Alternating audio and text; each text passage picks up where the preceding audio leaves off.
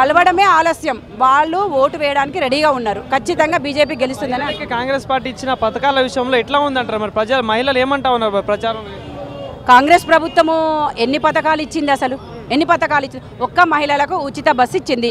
ఆ ఉచిత బస్సుతోనే ఒక్కసారి మీరు చదువుకున్న వాళ్ళ దగ్గర కాదు, కొంచెం కూరగాయలు అమ్ముకునే వాళ్ళ దగ్గర వెళ్ళి మీరు అడగండి. వాళ్ళు మంచిది అని చెప్తారా ఆ పథకము, లేకపోతే దాని గురించి చెడుగా చెప్తారా? మీరు అడగండి. ఇంకా ఏమి ఇచ్చిర్రు? కరెంట్ ఇచ్చిండ్రా అందరికీ సక్సెస్ఫుల్గా? స్కూటీలు ఇచ్చిర్రా? తులం బంగారం ఇచ్చిండా? ఏమి ఇచ్చిండు?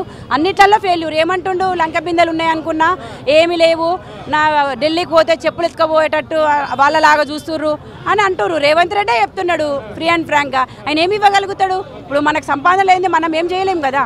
అట్లనే ఆయన దగ్గర ఏం లేదని చెప్తుండు. వాళ్ళు అయినా వాళ్ళు ఊరుకుంటున్నారా?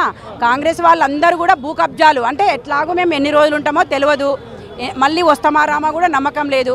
అందుకే ఉన్న భూములన్నీ హైదరాబాద్ సిటీలో ఎక్కడ రేవంత్ రెడ్డి అన్న తమ్ముళ్ళు వాళ్ళందరూ ఎక్కడ సెటిల్మెంట్ కావాలంటే వాళ్ళే. ఇదంతా ప్రజల మైండ్లలో కూర్చుంది. కాంగ్రెస్ ప్రభుత్వం వస్తే మన హైదరాబాద్ పరిస్థితి ఎట్లుంటుందో, తెలంగాణ పరిస్థితి ఎట్లుంటుందో వాళ్ళందరికీ తెలుసు. ఖచ్చితంగా జూబ్లీ హిల్స్ ప్రజలందరూ కూడా బీజేపీకి ఓటేయడానికి సిద్ధంగా ఉన్నారు.